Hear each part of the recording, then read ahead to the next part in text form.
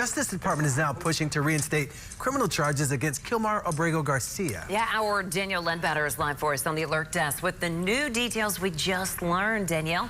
Yeah, a judge previously threw out the charges, saying there was evidence Abrego Garcia was the target of vindictive prosecution. But the DOJ said in a filing yesterday that's not true. Abrego Garcia is the Maryland father who says he was mistakenly deported last year, then brought back to the U.S. to face charges stemming from a traffic stop in Putnam County.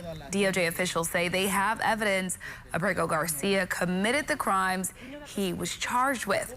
Abrego Garcia was pulled over by Tennessee Highway Patrol in Putnam County in November of 2022.